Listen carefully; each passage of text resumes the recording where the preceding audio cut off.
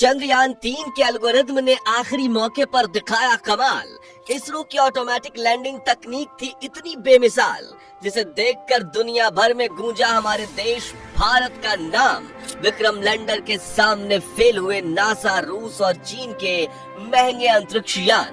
दोस्तों, 20 अगस्त के दिन रूस के लूना 25 के क्रैश के बाद पूरी दुनिया की नजर सिर्फ इसरो के चंद्रयान पर ही टिकी हुई थी और हर तरफ विक्रम लैंडर की लैंडिंग को लेकर कौतूहल का माहौल बना हुआ था। चारों तरफ इसरो और चंद्रयान-3 की ही बातें चल रही थी। इसी बीच इसरो ने इतनी बड़ी गुड न्यूज दे दी, जिसे सुनकर हर भारतीय की आंखों में खुशी के आंसू छलक आए हैं। पूरी दुनिया में भारत की इस अपार सफलता के गुणगान गाए जा रहे हैं। जी हाँ, 2014 में इसरो द्वारा देखा हुआ सपना आज पूरा हो चुका है और चंद्रयान-3 के विक्रम लैंडर ने चांद के दक्षिणी ध्रुव की सतह पर सफल लैंडिंग करके ऐसा कमाल कर दिखाया है जो अमेरिका, चीन और रसिया जैसे बड़े देश भी नहीं कर पाए हैं। तो कैसे थे इस मिशन के आखिरी 20 मिनट? कैसे चंद्रयान मिशन में विक्रम लैंडर ने चखा सफलता का स्वाद?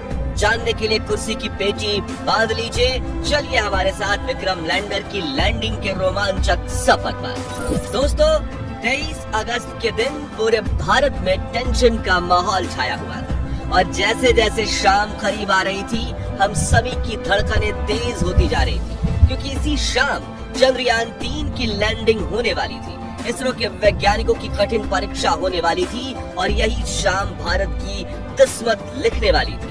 इसलिए शाम के 5:20 पर जब इसरो ने चंद्रयान-3 की लैंडिंग का लाइव टेलीकास्ट शुरू किया, तो 140 करोड़ भारतीय अपने मोबाइल और टीवी स्क्रीन के सामने नजरें गड़ाए बैठ गए और प्रधानमंत्री नरेंद्र मोदी भी साउथ अफ्रीका से इसरो के साथ लाइव जुड़ गए थे और सभी उस पल का इंतजार कर रहे थे जब विक्रम लैंडर की लैंडिंग शुरू होने वाली थी।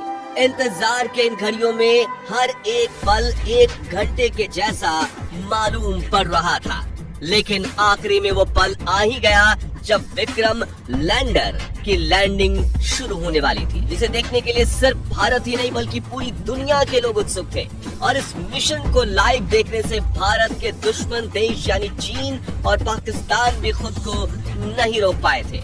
तो आखिर क्या हुआ आखिरी के उस 20 मिनटों में, जिसके बाद चंद्रयान-3 ने इतिहास रच दिया?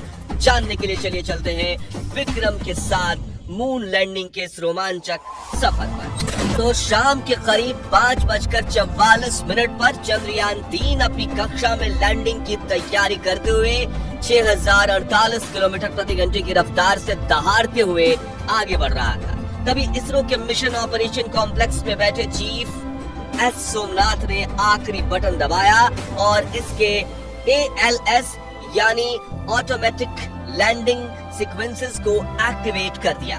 यानी कि अब विक्रम लैंडर अपने आप खुद को कंट्रोल करने वाला था और इसरो के वैज्ञानिक बैठकर बस इस खूबसूरत नजारे को निहारने वाले थे।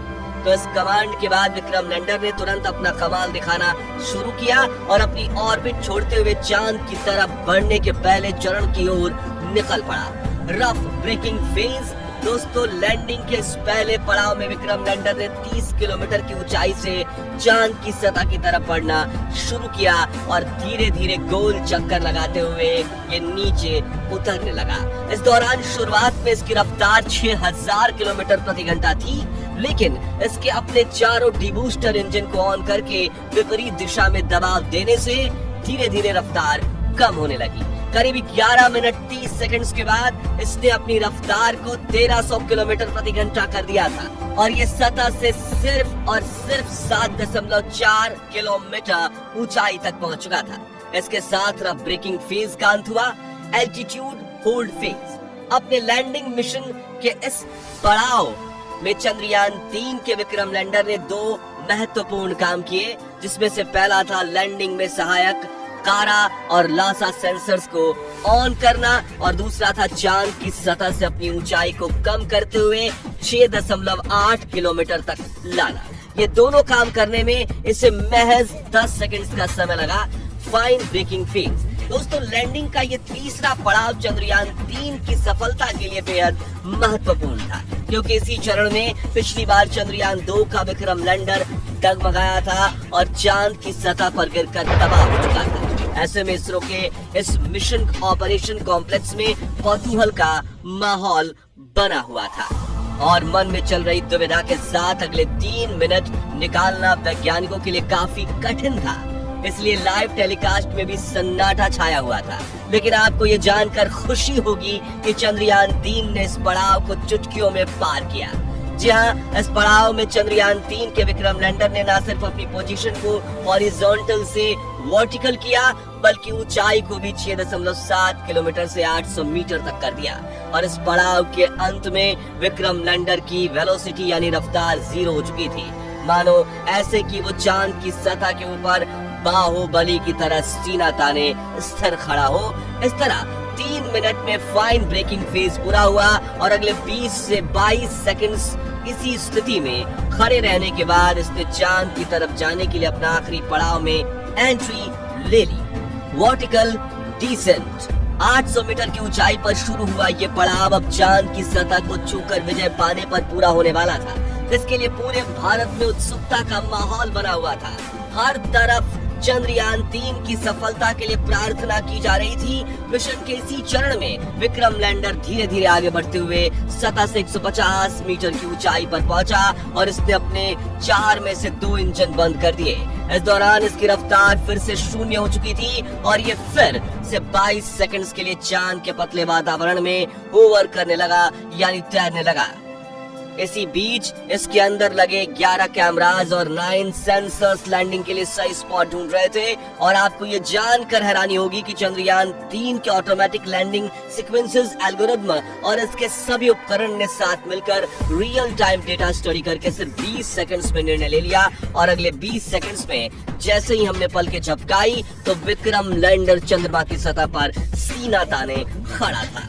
इस ऐतिहासिक जीत से, जिससे पूरा भारत तालियों की गड़गड़ाहट से गूंज उठा और हर तरफ उमंग और उल्लास का माहौल बनने लगा, लोग एक दूसरे को बधाइयां देने लगे। भारत के दुश्मन भी इसरो की इस अपार सफलता को देखकर जलकर राख हो गए। दोस्तों, चंद्रयान 3 की ये जीत भारत के लिए इतनी ऐतिहासिक इसलिए थी क्योंकि इस मिशन के साथ भारत ने वो कर दिखाया जो पूरी दुनिया का कोई देश नहीं कर पाया। जहाँ विक्रम लैंडर ने चांद के उस दक्षिणी ध्रुव पर लैंडिंग कर ली जहाँ जाने की हिम्मत नासा, रूस और चीन भी नहीं कर पाया।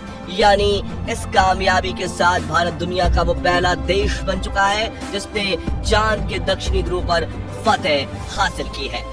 इतना ही नहीं दोस्तों, आपको ये जानकर गर्व होगा कि जहाँ नासा के अपोलो 11 मून मिशन का बजट 3000 करोड़ रुपए था, रूस के हाल ही में फेल हुए लूना 25 का बजट 1600 करोड़ रुपए था।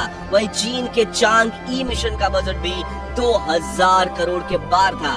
इसरो ने वही काम सिर्फ 615 करोड़ में करके दिखाया है। इसलिए दुनिया भर की स्पेस एजेंसीज में इसरो के नाम की जय जयकार हो रही है। वहीं अमेरिका, रूस और यूरोप जैसी स्पेस एजेंसी जो शुरुआती दिनों में इसरो की तरफ देखती तक नहीं थी, वो सभी स्पेस एजेंसीज आज इसरो के साथ स्पेस मिशन करने के लिए लाइन लगाकर खड़ी है। सोचिए, इससे बड़ी गर्व की बात आखिर क्या हो सकती है।